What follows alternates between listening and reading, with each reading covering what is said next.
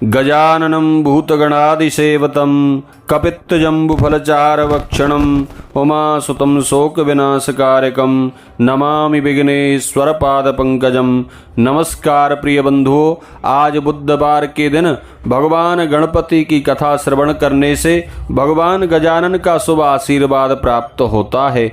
बुधवार को भगवान गणपति की पूजा अर्चना और व्रत कथा सुनने से जीवन में आए हुए सभी विघ्न बाधाएं दूर हो जाते हैं। तो चलिए श्रवण करते हैं गणेश विनायक जी की कथा। एक बार प्रेम से कहिए, बोलिए गणपति गजानन भगवान की जय। एक बार बंधुओं, गणेश जी छोटे बालक का रूप धर के एक मुट्ठी चावल और चमचे में दूध लेकर निकले। वह हर किसी से कह रहे थे कि कोई मेरी खीर बना दो, कोई मेरी खीर बना दो। वहाँ पर एक बुढ़िया माई बैठी थी। उसने कहा, ला मैं बना देती हूँ।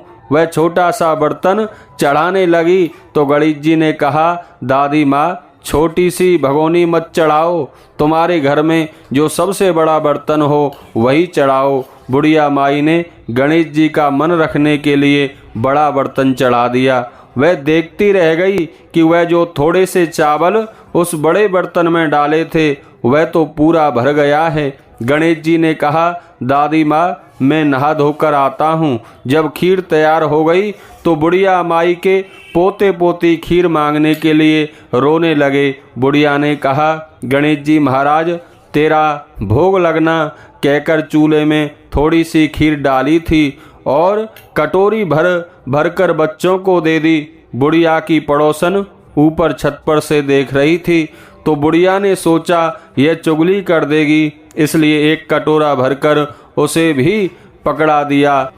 बेटे की बहू ने भी चुपके से एक कटोरी खीर ले जाकर खाई और कटोरा चक्की के नीचे छुपा दिया। अभी भी गणेश जी नहाकर नहीं आए थे और बुढ़िया को भी बहुत जोर की भूख लग रही थी, तो वह भी एक कटोरे में खीर डालकर किवाड़ के पीछे बैठकर एक बार फिर कहा, हे गणेश जी महाराज आपका भोग लगे। यह कहकर उन्होंने जैसे ही खीर खाना शुरू कर दिया तभी बंधुओं गणेश जी वहां आ गए। बुढ़िया माई ने कहा, आ जा रे गणेश खीर खा ले, मैं तो तेरा ही इंतजार कर रही थी।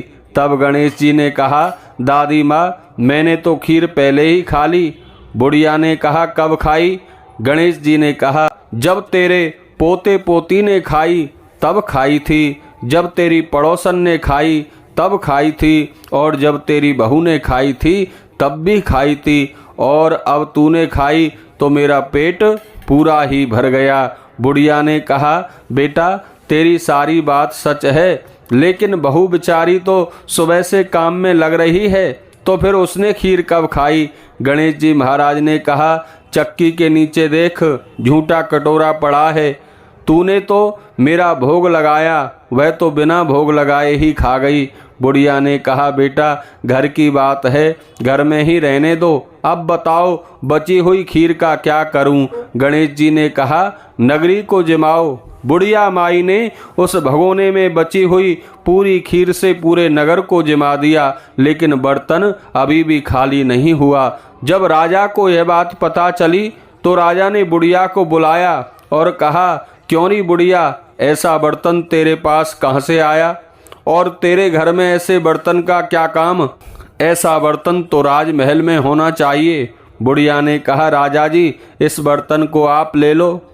राजा जी ने खीर का बर्तन महल में मंगवा लिया और लाते ही खीर में कीड़े मकोड़े बिच्छू हो गए, दुर्गंध आने लगी। यह देखकर राजा ने बुढ़िया से कहा, बुढ़िया बर्तन वापस ले जा, जा तुझे मैंने दिया। बुढ़िया ने कहा, राजा जी यदि आप देते तो पहले भी दे सकते थे, यह बर्तन तो मुझे मेरे गणेश जी ने दिया है। बुढ़िया ने बर्तन वापस लिया और लेते ही खीर से सुगंध आने लगी। घर आकर बुढ़िया ने गणेश जी से कहा, हे गणपति बची हुई खीर का क्या करूं?